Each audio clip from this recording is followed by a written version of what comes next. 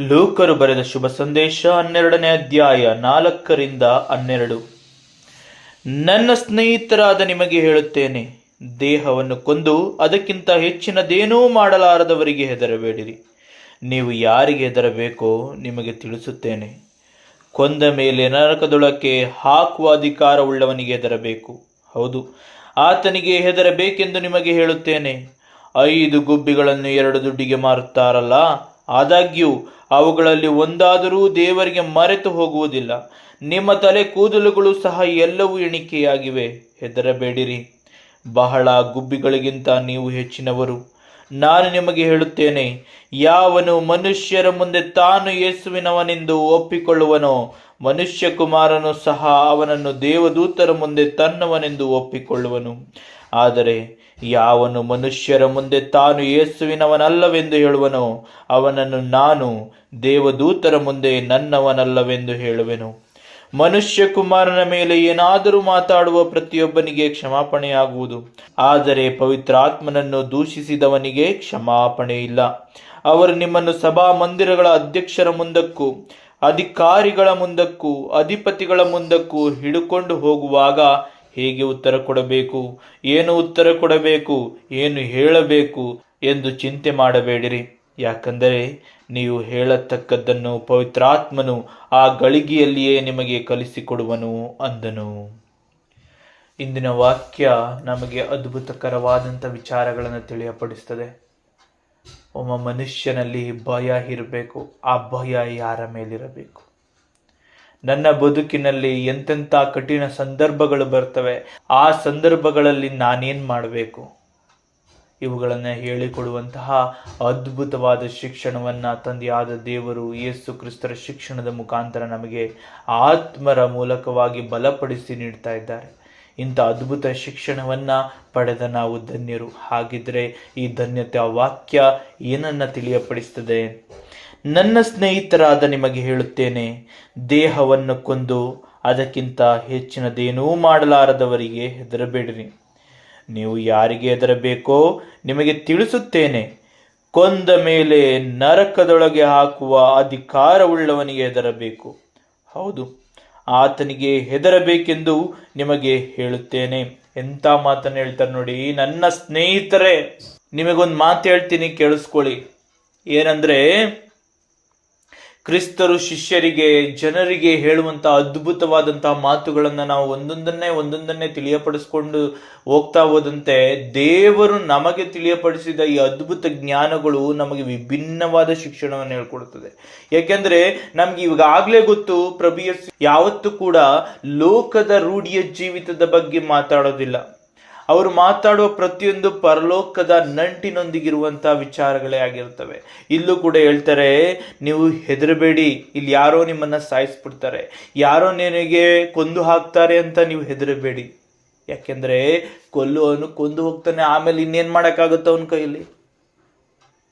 ಕೊಂದವನು ಕೊಂದು ಹೋಗ್ತಾನೆ, ಸಾಯಿಸುವವನು ಸಾಯಿಸಿ ಹೋಗ್ತಾನೆ, ಆಮೇಲೆ ಅವನ ಕೈಯಲ್ಲಿ ನನ್ನನ್ನು ಏನ್ ಮಾಡಕ್ಕಾಗುತ್ತೆ? ದೇಹ ಆತ್ಮ ಬೇರೆ ಬೇರೆ ಆಯಿತು. ಜೀವವು ಯಾರಲ್ಲಿ ಕೂಕೊಳ್ಳುತ್ತೆ? ಆ ಕೂಗಿಕೊಂಡ ಕೂಗನ್ನು ಕೇಳಿಸಿಕೊಳ್ಳುವರು ದೇವರು. ಅವರು ಅವರಿಗೆ ಮುಯ್ಯನ್ನ ತೀರಿಸ್ತಾರೆ, ಅದು ಬೇರೆ ವಿಚಾರ. ಹಾಗಿದ್ರೆ ನಾನು ಅಲ್ಲಿಗೆ ಸತ್ತೋಗ್ಬಿಟ್ಟೆ, ನಾನು ನಾಶ ಆಗ್ಬಿಡ್ತೀನ? ಇಲ್ಲ, ನಾನು ಕೇವಲ ದೇಹವನ್ನ ಬಿಟ್ಟು ಹೊರ ಬಂದಿರ್ತೀನಿ ಅಷ್ಟೇ. ಅಲ್ಲಿ ನನ್ನ ಸಾವು ಅಂತ್ಯವಾಗಿರೋದಿಲ್ಲ. ಅಂತ್ಯ ಯಾವಾಗ ಗೊತ್ತಾ? ಈ ವಾಕ್ಯ ಹೇಳ್ತದೆ ಸ್ಪಷ್ಟವಾಗಿ, ಕೊಂದ ಮೇಲೆ ನರಕದೊಳಗೆ ಹಾಕುವ ಅಧಿಕಾರವುಳ್ಳವನಿಗೆ ಹೆದರಬೇಕು. ಅಂತ್ಯ ನಾನು ಯಾವಾಗ ನರಕಕ್ಕೆ ಸೀಮಿತನು ಎಂಬುದಾಗಿ ದೇವರು ಹೇಳ್ತಾರೋ ಅವತ್ತು ನನ್ನ ಅಂತ್ಯ ಆಗ್ತದೆ. ಹಾಗಿದ್ರೆ ನನ್ನ ಅಂತ್ಯವನ್ನು ಮಾಡಲು ಶಕ್ತನಾದ ಸರ್ವೇಶ್ವರ ಸ್ವಾಮಿಗೆ ಹೆದರಿ ಜೀವಿಸೋದು ನಮ್ಮ ಆದ್ಯ ಕರ್ತವ್ಯ ಅಂತ ಪ್ರಭು ಯೇಸು ಕ್ರಿಸ್ತರು ಹೇಳ್ತಾರೆ. ಹೌದು, ಈ ಲೋಕದಲ್ಲಿ ಬೈತಾರ, ಉಗುಳುತ್ತಾರ, ಹೊಡಿತಾರ, ತೊಂದರೆ ಕೊಡ್ತಾರ, ಇನ್ನೊಂದು ಮಾಡ್ತಾರ, ಮತ್ತೊಂದು ಮಾಡ್ತಾರ. ಅದು ಯಾವುದು ಕೂಡ ನಿನ್ನ ಜೀವಿತದಲ್ಲಿ ಲೆಕ್ಕಕ್ಕೆ ಬಾರದ ವಿಚಾರ. ಅದಕ್ಕೆ ನ್ಯಾಯವನ್ನು ತೀರಿಸಲು, ಮುಯಿ ತೀರಿಸಲು ಸರ್ವೇಶ್ವರ ಸ್ವಾಮಿ ಇದ್ದಾರೆ. ಯಾಕಂದ್ರೆ ನೀತಿವಂತರ ದೇವರು ನೀತಿವಂತರ ಪರವಾಗಿ ನಿಂತು ಮುಯಿ ತೀರಿಸುವರು ಎಂಬುದಾಗಿ ವಾಕ್ಯ ಹೇಳ್ತದೆ. ಹಾಗಾಗಿ ಹೆದರುವ ಅವಶ್ಯಕತೆ ಇಲ್ಲ. ದೇವರು ತಮ್ಮ ಕಾರ್ಯವನ್ನ ಮಾಡ್ತಾರೆ. ಆದರೆ ಮರಣದ ನಂತರ ನಾವು ನಿತ್ಯ ಜೀವನ ಹೊಂದಲು ಏನನ್ನ ಮಾಡಬೇಕೋ ಅವುಗಳ ಕಡೆಗೆ ನಾವು ಗಮನ ಹರಿಸಬೇಕು. ನನ್ನ ದೇವರಲ್ಲಿ ಭಯ ಭಕ್ತಿಯಿಂದ ನಾನು ಜೀವಿಸಿದ್ರೆ ನಾನು ಯಾವುದೇ ಪಾಪವನ್ನು ಮಾಡೋದು ಸಾಧ್ಯವೇ ಇಲ್ಲ.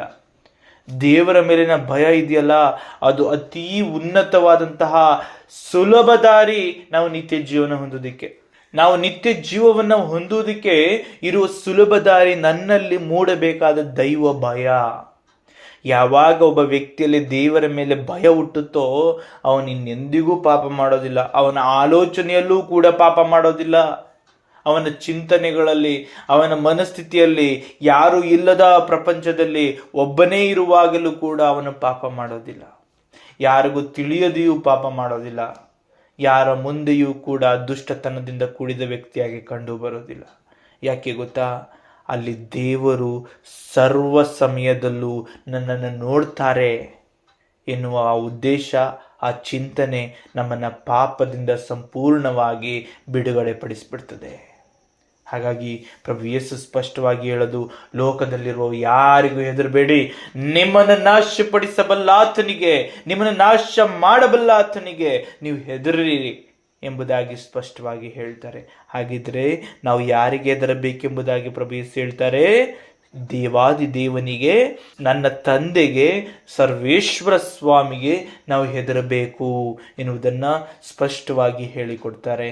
ಇನ್ನು ಯಾವುದೇ ವಿಚಾರದಲ್ಲೂ ಕೂಡ ಹೆದರಬೇಡಿ. ಆ ಕ್ಷಣಗಳು, ಆ ವಿಚಾರಗಳು, ಆ ವ್ಯಕ್ತಿಗಳು, ಎಲ್ಲ ಸಮಯಗಳು ಅಳಿದು ಹೋಗ್ತವೆ. ಎಲ್ಲವೂ ಮುಗಿದು ಮುಂದೆ ಹೋಗ್ತೀರಿ. ಆದರೆ ನಿತ್ಯಕ್ಕೂ ಉಳಿಯೋ ಜೀವಿತ ಇದೆಯಲ್ಲ, ಅದನ್ನ ಅಳಿದು ಹೋಗೋದಿಕ್ಕೆ ಸಾಧ್ಯವಲ್ಲ. ಅದನ್ನು ಜೀವಿಸಬೇಕು. ಅದು ದೇವರ ತೀರ್ಮಾನದಿಂದ ನಮಗೆ ದೊರೆಯುತ್ತದೆ. ನಿತ್ಯ ಜೀವನೋ ನಿತ್ಯ ನರಕನೋ ಅವೆರಡು ಕೂಡ ದೇವರ ನ್ಯಾಯ ತೀರ್ವಿಕೆಯ ಮೂಲಕವಾಗಿ ನಮಗೆ ದೊರೆಯುತ್ತದೆ. ಹಾಗಾಗಿ ಆ ದಿನವೂ ಆ ಕ್ಷಣಗಳನ್ನ ನಾವು ಕಳೆಯೋದಿಕ್ಕೆ ಸಾಧ್ಯವಿಲ್ಲ. ಅಲ್ಲಿ ಅನುಭವಿಸುತ್ತಲೇ ಇರಬೇಕು. ಇಲ್ಲಿ ಮರೆವೂ ಇದೆ, ಅಲ್ಲಿ ಮರೆವೂ ಇಲ್ಲ. ನೀನು ಮರೆಯೋಕ್ಕಾಗಲ್ಲ. ನೀನು ನೋವು ಪಡ್ತಾ ಇದ್ರೆ ಆ ನೋವು ಮನಸ್ಸಿನಲ್ಲೂ ನೋವನ್ನು ಕೊಡ್ತದೆ, ದೇಹಕ್ಕೂ ನೋವನ್ನು ಕೊಡ್ತದೆ. ನರಳಾಟ ವೇದನೆ, ಮನಸ್ಸಿನಲ್ಲೂ ನರಳಾಟ ವೇದನೆ, ಇದನ್ನು ಸಹಿಸಿಕೊಳ್ಳೋದಿಕ್ಕೆ ಯಾರಿಂದಲೂ ಸಾಧ್ಯವಿಲ್ಲ. ಅಂತ ನರಕವನ್ನ ಅನುಭವಿಸುವುದರಲ್ಲಿಯೂ ಅಥವಾ ನಾವು ಸ್ವರ್ಗ ಸಾಮ್ರಾಜ್ಯದಲ್ಲಿ ಇದ್ದದ್ದೇ ಆದರೆ ಅಲ್ಲಿ ದೊರೆಯುವಂತಹ ಸಂತೋಷ, ನೆಮ್ಮದಿ, ಸಮಾಧಾನ, ಸಂತೃಪ್ತಿ, ಎಲ್ಲ ರೀತಿಯ ಸೌಭಾಗ್ಯದ ಆ ಅನುಭವಗಳನ್ನು ನಾವು ಸದಾಕಾಲ ಅನುಭವಿಸುತ್ತಲೇ ಹೋಗ್ತಾ ಇರ್ತೀವಿ. ಆ ಅನುಭವಕ್ಕೆ ಅಂತ್ಯ ಇರೋದಿಲ್ಲ. ಹಾಗಾಗಿ ಇಂದಿನ ವಾಕ್ಯದ ಮೂಲಕ ನಮಗೆ ತಿಳಿಯಪಡಿಸುವ ಅದ್ಭುತ ಶಿಕ್ಷಣ, ಈ ಲೋಕದ ಯಾವುದೇ ವ್ಯಕ್ತಿಗಲ್ಲ ಹೆದರೋದು. ನಮ್ಮನ್ನು ಸೃಷ್ಟಿಸಿದಾತನಿಗೆ ನಾವು ಹೆದರಬೇಕು. ನಮ್ಮನ್ನು ನಾಶಪಡಿಸಬಲ್ಲಾತನಿಗೆ ನಾವು ಹೆದರಬೇಕು. ನಮ್ಮನ್ನು ನರಕದಲ್ಲಿ ಹಾಕಲು ಅಧಿಕಾರ ಉಳ್ಳಾತನಿಗೆ ನಾವು ಹೆದರಬೇಕು ಎನ್ನುವಂತಹ ಅದ್ಭುತ ಶಿಕ್ಷಣವನ್ನು ಮೊದಲ ಪ್ರಾರಂಭದಲ್ಲೇ ನಮಗೆ ತಿಳಿಯಪಡಿಸ್ತಾರೆ. ಮುಂದಿನ ವಾಕ್ಯ ಏನು ಹೇಳ್ತದೆ? ಹೌದು, ಆತನಿಗೆ ಹೆದರಬೇಕೆಂದು ನಿಮಗೆ ಹೇಳುತ್ತೇನೆ. 5 ಗುಬ್ಬಿಗಳನ್ನು 2 ದುಡ್ಡಿಗೆ ಮಾರುತ್ತಾರಲ್ಲ, ಆದಾಗ್ಯೂ ಅವುಗಳಲ್ಲಿ ಒಂದಾದರೂ ದೇವರಿಗೆ ಮರೆತು ಹೋಗುವುದಿಲ್ಲ. ಏನು ಹೇಳ್ತಾರೆ ನೋಡಿ, 5 ಗುಬ್ಬಿಗಳನ್ನು 2 ದುಡ್ಡಿಗೆ ಮಾರುತ್ತಾರಲ್ಲ, ಆದಾಗ್ಯೂ ಅವುಗಳಲ್ಲಿ ಒಂದಾದರೂ ದೇವರಿಗೆ ಮರೆತು ಹೋಗುವುದಿಲ್ಲ. ಅಂದ್ರೆ ಆ ಸಮಯದಲ್ಲಿ ಅಲ್ಪ ನಾಣ್ಯಕ್ಕೆ ದೊರೆಯುತ್ತಿದ್ದಂತಹ ಆ ಒಂದು ಗುಬ್ಬಿಗಳು ಕೂಡ ದೇವರ ಎಣಿಕೆಯಲ್ಲಿವೆ. ದೇವರು ಅವುಗಳನ್ನು ದೃಷ್ಟಿಸ್ತಾರೆ, ದೇವರು ಅವುಗಳನ್ನು ನೋಡ್ತಾರೆ. ಅಂದ್ರೆ ತನ್ನ ಸೃಷ್ಟಿಯನ್ನು ಯಾವುದನ್ನು ಅವರು ಬಿಟ್ಟು ಹಾಕೋದಿಲ್ಲ ಎನ್ನುವುದನ್ನು ಸ್ಪಷ್ಟವಾಗಿ ಹೇಳ್ತಾರೆ. ಮುಂದಿನ ವಾಕ್ಯ ಹೇಳ್ತದೆ, ನಿಮ್ಮ ತಲೆ ಕೂದಲುಗಳು ಸಹ ಎಲ್ಲವೂ ಎಣಿಕೆಯಾಗಿವೆ. ನಾನು ಕೇವಲ ಜೀವಿಗಳನ್ನು ಮಾತ್ರವಲ್ಲ, ನಿನ್ನನ್ನು ಸೃಷ್ಟಿಸಿದ್ದೀನಲ್ಲ, ಮನುಷ್ಯನೇ ನಿನ್ನನ್ನು ಸೃಷ್ಟಿಸಿದ್ದೀನಲ್ಲ, ನಿನ್ನಲ್ಲಿರುವಂತಹ ಕೂದಲುಗಳು ಕೂಡ ಎಣಿಕೆಯಾಗಿದೆ. ಅಂದರೆ ನಾನು ಎಷ್ಟರ ಮಟ್ಟಿಗೆ ಪ್ರತಿಯೊಬ್ಬರನ್ನು ಕೂಡ ದೃಷ್ಟಿಸ್ತೀನಿ, ಪ್ರತಿಯೊಬ್ಬರನ್ನು ಕೂಡ ನಾನು ತಿಳಿದವನು ಮಾತ್ರವಲ್ಲ, ಅವರ ಬಗ್ಗೆ ಎಷ್ಟು ಕಾಳಜಿ ವಹಿಸ್ತೀನಿ ಎಂಬುದನ್ನು ಅರ್ಥ ಮಾಡ್ಕೋ. ನಿನ್ನ ಇಂಚಿಂಚು, ನಿನ್ನ ಪಿನ್ ಟು ಪಾಯಿಂಟ್ ನನಗೆ ಗೊತ್ತಿದೆ. ನಿನ್ನ ಕೂದಲಿನ ಲೆಕ್ಕವು ನನ್ನ ಬಳಿಯಲ್ಲಿದೆ ಎಂಬುದನ್ನು ತಂದೆಯಾದ ದೇವರ ವಿಚಾರವನ್ನು ಪ್ರಭು ಯೇಸು ಸ್ಪಷ್ಟವಾಗಿ ಹೇಳಿಕೊಡ್ತಾರೆ. ಮುಂದಿನ ವಾಕ್ಯ ಹೇಳ್ತದೆ, ಹೆದರಬೇಡ್ರಿ, ಬಹಳ ಗುಬ್ಬಿಗಳಿಗಿಂತ ನೀವು ಹೆಚ್ಚಿನವರು.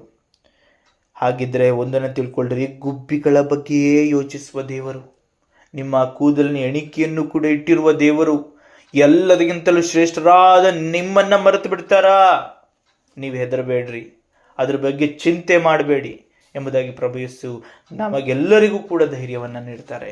ನಮ್ಮನ್ನು ದೇವರು ಮರೆಯೋದಿಲ್ಲ, ನಮ್ಮನ್ನ ದೇವರು ಯಾವತ್ತಿಗೂ ಕೂಡ ಮರೆಯೋದಿಲ್ಲ.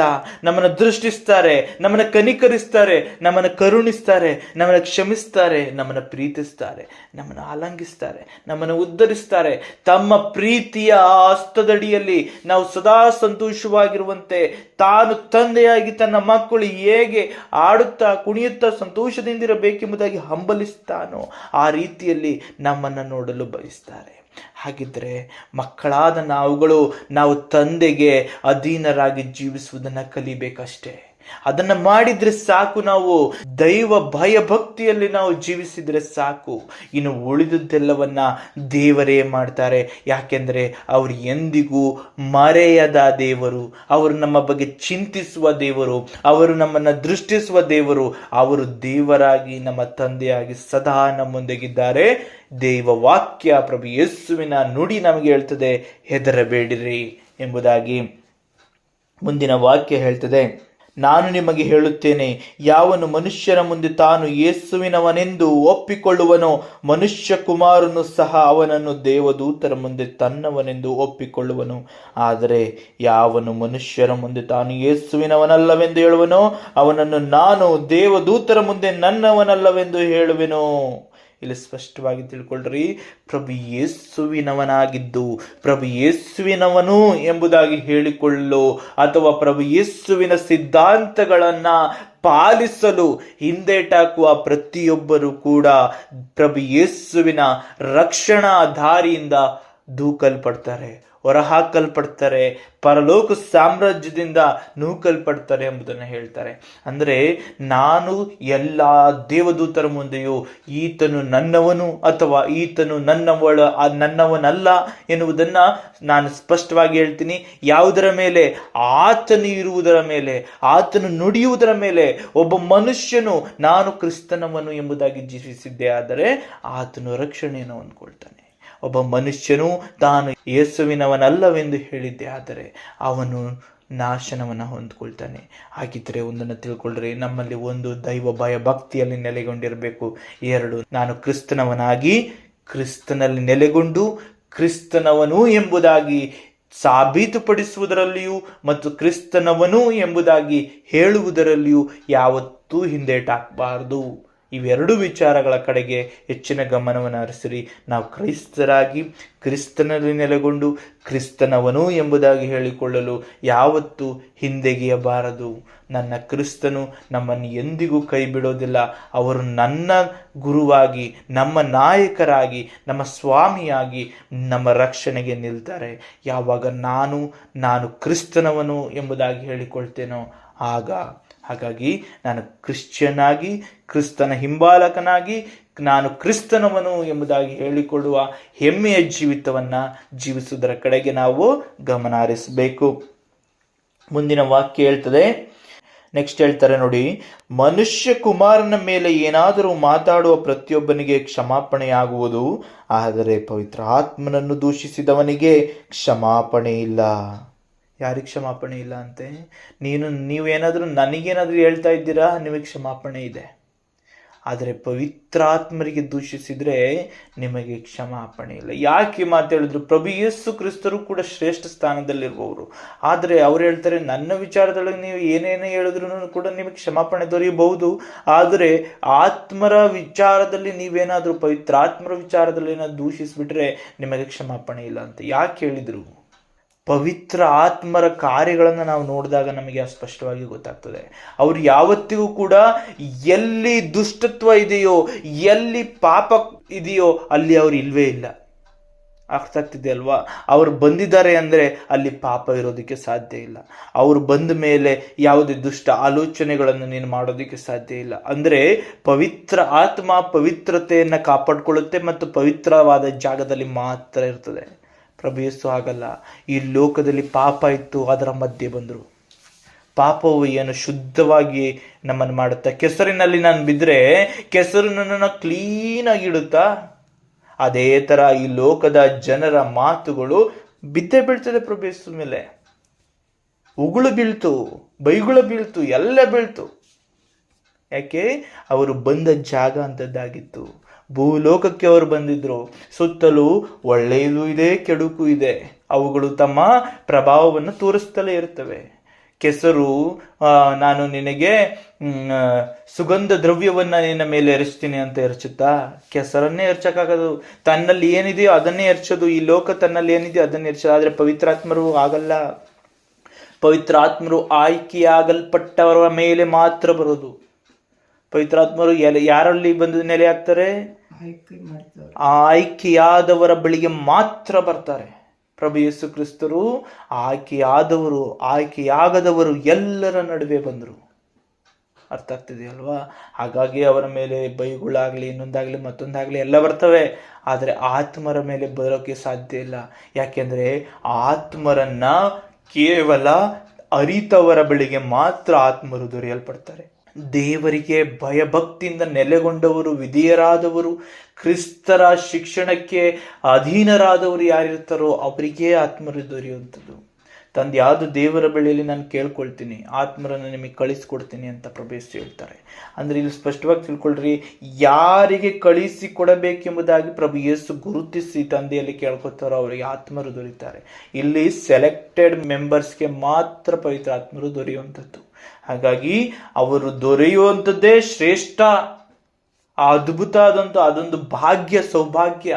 ಅಂಥ ಒಂದು ಸೌಭಾಗ್ಯವನ್ನ ಯಾರ್ಯಾರು ಪಡಿತಾರೋ ಅವರೆಲ್ಲರೂ ಅದನ್ನು ಉಳಿಸಿಕೊಳ್ಳಿ. ಯಾವತ್ತೂ ಕೂಡ ಅವರನ್ನು ದೂಷಿಸೋದಿಕ್ಕೆ ಹೋಗಬೇಡಿ ಎಂಬುದಾಗಿ ಹೇಳ್ತಾರೆ. ಯಾಕೆಂದರೆ ತಿಳಿದು ಮಾಡುವ ತಪ್ಪಿಗೆ ಕ್ಷಮಾಪಣೆ ಇಲ್ಲ ಎಂಬುದು ವಾಕ್ಯ ಹೇಳುವಂಥದ್ದಾಗಿರ್ತದೆ. ಹಾಗಾಗಿ ನಾವು ಎಲ್ಲ ರೀತಿಯಲ್ಲೂ ವಿಧೇಯರಾಗುವಾಗಲೇ ಆತ್ಮರು ದೊರೆಯುವಂಥದ್ದು. ನನಗೆ ಪ್ರಭು ಯೇಸು ಬಗ್ಗೆ ಗೊತ್ತಿರುತ್ತೆ, ಆತ್ಮರ ಬಗ್ಗೆ ಗೊತ್ತಿರುತ್ತೆ, ತಂದೆಯಾದ ದೇವರ ಬಗ್ಗೆ ಗೊತ್ತಿರ್ತದೆ. ಆಗಲೇ ಪವಿತ್ರಾತ್ಮರು ನಮಗೆ ದೊರೆಯುವಂಥದ್ದು. ನಾನು ಕ್ರಿಸ್ತರ ಅನುಯಾಯಿಯಾಗಿ ಸಿದ್ಧನಾದಾಗಲೇ ನನಗೆ ಪವಿತ್ರಾತ್ಮರು ದೊರೆಯೋದು. ಶಿಷ್ಯರೆಲ್ಲರೂ ಪ್ರಭು ಯೇಸುವಿನ ಶಿಷ್ಯರಾಗಿದ್ದಾಗಲೇ ಆತ್ಮರು ಅವರಿಗೆ ದೊರೆತಿದ್ದು. ಪ್ರಭು ಯೇಸು ಇರುವವರೆಗೆ ದೊರೆತಿಲ್ಲ. ಪ್ರಭು ಯೇಸು ಅಲ್ಲಿಲ್ಲದ ಸಮಯದಲ್ಲಿ ಅವರನ್ನು ನಡೆಸಲು, ಅವರನ್ನು ಪರಿಪಾಲಿಸಲು ಪವಿತ್ರಾತ್ಮರನ್ನು ಕಳಿಸಿಕೊಡಲಾಯಿತು. ಇವತ್ತು ಈ ಲೋಕದಲ್ಲಿ ಜೀವಿಸಲು ನಮಗೆ ಆಧಾರವಾಗಿ ದೊರೆಯಲ್ಪಡುವಂಥವರೇ ಪವಿತ್ರಾತ್ಮರು. ಅವರನ್ನು ದೂಷಿಸಬಾರ್ದು, ಅವರ ಆಧಾರದಲ್ಲಿ ನೆಲೆಯಾಗುವುದನ್ನು ಕಲಿಬೇಕು. ಇದನ್ನು ವಾಕ್ಯ ನಮಗೆ ಸ್ಪಷ್ಟವಾಗಿ ಹೇಳಿಕೊಡ್ತದೆ. ಅವರು ನಿಮ್ಮನ್ನು ಸಭಾಮಂದಿರಗಳ ಅಧ್ಯಕ್ಷರ ಮುಂದಕ್ಕೂ, ಅಧಿಕಾರಿಗಳ ಮುಂದಕ್ಕೂ, ಅಧಿಪತಿಗಳ ಮುಂದಕ್ಕೂ ಹಿಡುಕೊಂಡು ಹೋಗುವಾಗ ಹೇಗೆ ಉತ್ತರ ಕೊಡಬೇಕು, ಏನು ಉತ್ತರ ಕೊಡಬೇಕು, ಏನು ಹೇಳಬೇಕು ಎಂದು ಚಿಂತೆ ಮಾಡಬೇಡಿರಿ. ಏನು ಹೇಳ್ತಾರೆ ನೋಡಿ, ನಿಮ್ಮನ್ನು ಹಿಡ್ಕೊಂಡು ಹೋಗ್ತಾರಲ್ಲ, ಅವಾಗ ಅಧಿಕಾರಿಗಳ ಮುಂದೆ, ಎಲ್ಲರ ಮುಂದೆ ಕರ್ಕೊಂಡು ಹೋಗ್ತಾರೆ. ಆಗ ಏನಪ್ಪ ಹೇಳೋದು, ನಾನು ಯಾವ ರೀತಿ ನಿಂತ್ಕೊಳ್ಳೋದು, ಯಾವ ರೀತಿ ಮಾತನಾಡೋದು, ಏನು ಮಾಡೋದು ಸಮಯದಲ್ಲಿ ಅಂತ ಚಿಂತೆ ಅಂತೂ ಮಾಡೋಕ್ಕೆ ಹೋಗಬೇಡಿ. ಯಾಕೆಂದರೆ ನೀವು ಹೇಳತಕ್ಕದ್ದನ್ನು ಪವಿತ್ರಾತ್ಮನು ಆ ಗಳಿಗೆಯಲ್ಲಿಯೇ ನಿಮಗೆ ಕಲಿಸಿಕೊಡುವನು ಅಂದನು. ಯಾಕೆ ಪವಿತ್ರಾತ್ಮರ ವಿಚಾರವನ್ನು ಫಸ್ಟ್ ಹೇಳಿ ಆಮೇಲೆ ಇದನ್ನು ಹೇಳಿದ್ರಂತ ನಿಮಗೆ ಸ್ಪಷ್ಟವಾಗಿ ಗೊತ್ತಾಗಿರ್ಬೋದು. ನಾನು ಅವರಿಗೆ ಎಷ್ಟು ಅಧೀನನಾಗಬೇಕು, ಅವರ ವಿರುದ್ಧವಾಗಿ ಯಾವುದೇ ಕಾರ್ಯವನ್ನು ನಾನು ಮಾಡಬಾರ್ದು ಅನ್ನೋದನ್ನು ಫಸ್ಟ್ ಹೇಳಿಕೊಟ್ಬಿಟ್ಟು ಆಮೇಲೆ ಹೇಳ್ತಾರೆ, ನೀವು ಈ ರೀತಿಯಲ್ಲಿ ಇದ್ದಿದ್ದೆ ಆದರೆ ನಿಮ್ಮನ್ನು ಯಾರಾದರೂ ಹಿಡಿದುಕೊಂಡು ಹೋದಾಗ ಸಭಾ ಪಾಲಕರ ಮುಂದೆ, ಅಧಿಕಾರಿಗಳ ಮುಂದೆ, ಇವ್ರ ಮುಂದೆ ನಿಮ್ಮನ್ನು ನಿಲ್ಲಿಸಿ ನಿಮಗೆ ಏನನ್ನಾದರೂ ಕೇಳುವಾಗ ಏನು ಹೇಳಬೇಕು ಅಂತ ಚಿಂತೆ ಮಾಡಬೇಡಿ. ಯಾವ ರೀತಿ ಮಾತನಾಡೋದು ಅಂತ ಚಿಂತೆ ಮಾಡಬೇಡಿ. ಯಾಕೆಂದರೆ ನೀವು ಅಧೀನರಾಗಿದ್ದೀರಿ, ನೀವು ವಿಧೇಯರಾಗಿದ್ದೀರಿ. ನಿಮ್ಮ ಹೃದಯದಲ್ಲಿ, ನಿಮ್ಮ ಜೀವಿತದಲ್ಲಿ ನೆಲೆಗೊಂಡ ಪವಿತ್ರಾತ್ಮರೇ ಆ ಸಮಯದಲ್ಲಿ ನೀವು ಏನು ಹೇಳಬೇಕೆಂಬುದನ್ನು ತಿಳಿಸಿಕೊಡ್ತಾರೆ ಎನ್ನುವುದಾಗಿ ಆತ್ಮರ ಬಲದ ಕಾರ್ಯವನ್ನು ಯೇಸು ಕ್ರಿಸ್ತರು ತಿಳಿಯಪಡಿಸ್ತಾರೆ. ಹಾಗಾಗಿ ಇದರ ವಾಕ್ಯ ನಮಗೆ ಅದ್ಭುತ ರೀತಿಯಲ್ಲಿ ಹೇಳ್ತಾ ಹೋಗ್ತದೆ. ದೇಹವನ್ನು ಕೊಂದು ಆತ್ಮವನ್ನು ಏನೂ ಮಾಡೋಕ್ಕಾಗದಿರೋನಿಗೆ ನೀವು ಹೆದರಬೇಕಾದ ಅವಶ್ಯಕತೆ ಇಲ್ಲ. ನಿಮ್ಮನ್ನು ನರಕದಲ್ಲಿ ಹಾಕಬಲ್ಲ ಆತನಿಗೆ ಹೆದರಬೇಕು ನೀವು. ಅಂದರೆ ತಂದೆಯಲ್ಲಿ ಭಯಭಕ್ತಿ ಉಳ್ಳವರಾಗಿರ್ರಿ ಅಂತ ಮೊದಲ ಭಾಗದಲ್ಲಿ ಹೇಳ್ತಾರೆ.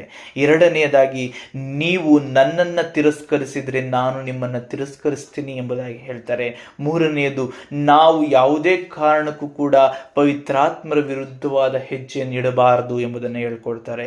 ಈ ರೀತಿಯಲ್ಲಿ ನಾವು ಜೀವಿಸಿದ್ದೇ ಆದರೆ ಆತ್ಮರೇ ನಮ್ಮ ಎಲ್ಲ ಘಟನೆಗಳಲ್ಲಿಯೂ ಎಲ್ಲ ಸಂದರ್ಭದಲ್ಲಿಯೂ ಎಂಥ ಸಿಚುವೇಶನ್ ನಮಗೆ ಬಂದು ಒದಗಿದ್ರೂ ಕೂಡ ಎಲ್ಲವನ್ನ ಪಾರು ಮಾಡಲು ಎಲ್ಲಿಗೆ ಹೋಗಬೇಕು, ಯಾವ ರೀತಿ ಜೀವನ ಮಾಡಬೇಕು, ಯಾವ ರೀತಿ ಮಾತನಾಡಬೇಕು, ಪ್ರತಿಯೊಂದನ್ನು ಆತ್ಮರು ಹೇಳಿಕೊಡ್ತಾರೆ ಎನ್ನುವಂತಹ ಅದ್ಭುತ ಶಿಕ್ಷಣ ನಮಗೆ ನೀಡಿದರು. ಹಾಗಾಗಿ ಈ ಆತ್ಮರು ದೊರೆಯುವುದೇ ಒಂದು ದೊಡ್ಡ ಸೌಭಾಗ್ಯ. ಯಾಕಂದರೆ ಇಡೀ ಜೀವಿತದ ಭಾರವೆಲ್ಲವೂ ನಮ್ಮದು ಅಳಿದು ಹೋಯಿತು ಅಂತ ಅರ್ಥ. ನಾನು ಏನು ಮಾತಾಡಬೇಕು ಅಂತ ಚಿಂತೆ ಮಾಡೋಂಗಿಲ್ಲ, ಯಾವ ರೀತಿ ಜೀವನ ಮಾಡಬೇಕು ಅಂತ ಚಿಂತೆ ಮಾಡೋಂಗಿಲ್ಲ, ಏನು ಇದೆ ಏನು ಇಲ್ಲ ಅಂತ ಯೋಚನೆ ಮಾಡೋಂಗಿಲ್ಲ, ಎಲ್ಲಿಗೆ ಹೋಗಬೇಕು, ಎಲ್ಲಿ ನನ್ನ ಜೀವನ ಇದೆ ಯೋಚನೆ ಮಾಡೋವಾಗಿಲ್ಲ. ಎಲ್ಲವನ್ನ ಪವಿತ್ರಾತ್ಮರು ನೋಡ್ಕೊಂಡ್ಬಿಡ್ತಾರೆ. ಮತ್ತು ಅಷ್ಟನ್ನೇ ಅಲ್ಲ, ಅವರು ಎಲ್ಲಿ ತನಕ ನಮ್ಮ ಜೊತೆಗೆ ಇರ್ತಾರೆ ಅಂದರೆ, ಕರ್ತರು ನನ್ನಲ್ಲಿಯೂ ನಾನು ತಂದೆಯಲ್ಲಿಯೂ ನೆಲೆಗೊಳ್ಳುವವರೆಗೆ. ಪೌಲರು ಮಾತೊಂದು ಅದ್ಭುತವಾಗಿದೆ. ಏನಂದರೆ, ತಂದೆಯು ನನ್ನಲ್ಲಿಯೂ ನಾನು ತಂದೆಯಲ್ಲಿ ನೆಲೆಗೊಳ್ಳುವವರೆಗೆ, ನಾನು ನಿತ್ಯ ಜೀವನ ಹೊಂದುವವರೆಗೂ ಆತ್ಮರು ನಮ್ಮೊಂದಿಗಿರ್ತಾರೆ ಅಂತ ಪೌಲರು ಹೇಳ್ತಾರೆ. ಹಾಗಾಗಿ ಈ ಅದ್ಭುತ ವಾಕ್ಯ ನಮಗೆ ತಿಳಿಯಪಡಿಸುವಂಥದ್ದು ಸತ್ಯವಾದ ವಿಚಾರವನ್ನು. ಅವರು ಅಲ್ಲಿಗೆ ಬಿಟ್ಟು ಬಿಡುವವರಲ್ಲ, ಅವರು ನಮ್ಮನ್ನು ನಿತ್ಯ ಜೀವನ ಹೊಂದುವವರೆಗೂ ನಮ್ಮ ಪರವಾಗಿ ನಿಲ್ತಾರೆ ಎನ್ನುವಂಥದ್ದನ್ನು ಹೇಳ್ತಾರೆ. ಹಾಗಾಗಿ ಆತ್ಮರನ್ನು ಯಾವುದೇ ಕಾರಣಕ್ಕೂ ಕಳ್ಕೊಳ್ಬೇಡಿ. ಅದಕ್ಕಾಗಿ ನೀವು ಮಾಡಬೇಕಾಗಿರೋದು ದೈವ ಭಯಭಕ್ತಿಯಲ್ಲಿ ನೆಲೆಗೊಳ್ಳುವುದನ್ನು, ಯೇಸು ಕ್ರಿಸ್ತನವನು ನಾನು ಎಂಬುದನ್ನು ಸಾಬೀತುಪಡಿಸುವ ಜೀವಿತವನ್ನು ಜೀವಿಸುವುದು ಮತ್ತು ಸಂಪೂರ್ಣವಾಗಿ ಯಾವುದೇ ರೀತಿಯಲ್ಲೂ ಆತ್ಮರಿಗೆ ವಿರುದ್ಧವಾದ ಕಾರ್ಯವನ್ನು ಮಾಡದೆ ಜೀವಿಸುವುದನ್ನು ನಾವು ಅಭ್ಯಸಿಸಬೇಕು. ನಾವು ಅದೇ ರೀತಿ ಬದುಕಬೇಕು. ಅದರ ಮುಖಾಂತರವಾಗಿಯೇ ಇಂಥ ಅದ್ಭುತ ಜೀವಿತವನ್ನು ಹೊಂದಿಕೊಳ್ಳೋದಿಕ್ಕೆ ಸಾಧ್ಯವಾಗ್ತದೆ. ಹಾಗಾಗಿ ಇಂಥ ಉನ್ನತವಾದ ಶಿಕ್ಷಣವನ್ನು ನಮಗೆ ಅನುಗ್ರಹಿಸಿಕೊಟ್ಟ ತಂದೆಯಾದ ದೇವರ ಕೃಪೆಗೂ ಕ್ರಿಸ್ತರ ಶಿಕ್ಷಣಕ್ಕೂ ಪವಿತ್ರಾತ್ಮರ ಸಂಪೂರ್ಣ ಕಾರ್ಯಕ್ಕೂ ಸ್ತುತಿ ಸ್ತೋತ್ರವನ್ನು ಸಲ್ಲಿಸೋಣ. ಅವರಲ್ಲಿ ನಮಗೆ ಬೇಕಾದ ಎಲ್ಲ ಅಗತ್ಯತೆಗಳಿಗಾಗಿಯೂ ವರದಾನಗಳಿಗಾಗಿಯೂ ಕರ್ತರಲ್ಲಿ ಪ್ರಾರ್ಥಿಸೋಣ. ಆತ್ಮರ ಬರುವಣದಕ್ಕೂ ಮುಂಚೆ ನಾವು ಆಗಬೇಕಾದ ಸಿದ್ಧತೆಯನ್ನು ನಾವು ಮಾಡಿಕೊಳ್ಳಲು ನಮ್ಮ ಜೀವಿತ, ದೇಹ, ಮನಸ್ಸು, ಆತ್ಮವನ್ನು ಒಂದಾಗಿಸಿರಿ, ಜೀವವನ್ನು ಒಂದಾಗಿಸಿರಿ. ನಾವು ಅವರಿಗೆ ಅಧೀನರಾಗಲು ನಮ್ಮ ಮನಸ್ಸುಗಳನ್ನು ತೆರೆಯಿರಿ ಎಂಬುದಾಗಿ ಪ್ರಾರ್ಥಿಸೋಣ. ಆಮೇನ್. ಪ್ರೀತಿ ಸ್ವರೂಪನ ತಂದೆಯ ಕೃಪಾಳ ದೇವನೇ, ಕರುಣಿಸುವ ಆತನೇ ಜೀವದಾಯಕನೇ ಹೌದು ಸ್ವಾಮಿ. ಪ್ರತಿ ವಾಕ್ಯಗಳು ನಮ್ಮನ್ನು ಮತ್ತೆ ಮತ್ತೆ ದಾರಿ ತಪ್ಪದಂತೆ ಕರೆಯುತ್ತದೆ ಸ್ವಾಮಿ. ಹೌದು, ನಾವು ಪಾಪ ಮಾಡುತ್ತಲೇ ಇದ್ದೇವೆ. ಈ ಪಾಪದಿಂದ ಹೇಗಪ್ಪ ಸ್ವಾಮಿ ಹೊರಬರುವಂಥದ್ದು, ಹೇಗೆ ಈ ಚಟವನ್ನು ಬಿಟ್ಟು ಬಿಡೋದು, ಹೇಗೆ ಇವುಗಳಿಂದ ದೂರವಾಗುವುದು ಎಂಬ ಪ್ರಶ್ನೆಗೆ ಒಂದೇ ಉತ್ತರವನ್ನು ಹೇಳ್ತೀರಿ. ಪ್ರಭು ಯೇಸು ಹೇಳುವ ಈ ವಾಕ್ಯದ ಮೂಲಕ ನಮ್ಮನ್ನು ಎಚ್ಚರಿಸ್ತೀರಿ ಸ್ವಾಮಿ. ಹೌದು, ನನ್ನ ದೇಹವನ್ನು ನಾಶಪಡಿಸಬಲ್ಲ ಆತನಿಗೆ ಹೆದರು ಎಂಬುದರ ಮುಖಾಂತರವಾಗಿ ಎಲ್ಲ ಪಾಪಗಳಿಂದ ನೀನು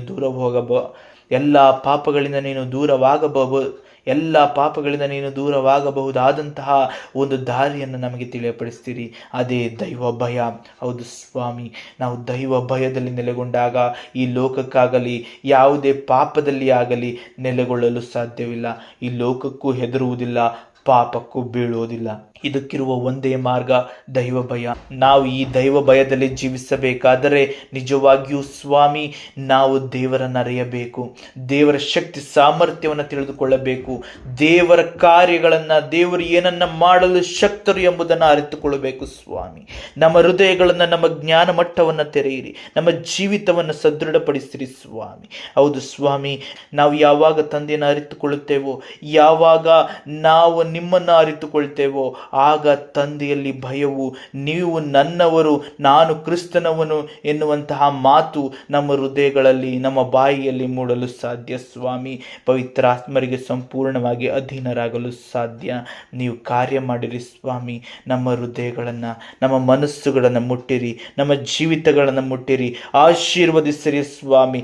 ಸಂಪೂರ್ಣವಾಗಿ ಆತ್ಮರ ಮೂಲಕ ಅಭ್ಯಂಗಿಸಿ ನಮ್ಮ ಎಲ್ಲ ಜೀವಿತದ ಭಾರವನ್ನು ಹೊತ್ತು ನಡೆಸಿರಿ ಸ್ವಾಮಿ. ನೀನು ನಿಶ್ಚಿಂತ ಜೀವಿತವನ್ನು ಜೀವಿಸಲು ಬೇಕಾದ ಈ ಎಲ್ಲ ಮನಸ್ಥಿತಿಗಳನ್ನು, ಆತ್ಮಾಧೀನ ಜೀವಿತವನ್ನು ಒದಗಿಸಿಕೊಟ್ಟು ಮುನ್ನಡೆಸಿರಿ ಎಂಬುದಾಗಿ ಪ್ರಭು ಯೇಸು ಕ್ರಿಸ್ತರ ಮುಖಾಂತರ ನಿಮ್ಮನ್ನು ಪ್ರಾರ್ಥಿಸುತ್ತೇವೆ ತಂದೆಯೇ. ಆಮೇನ್.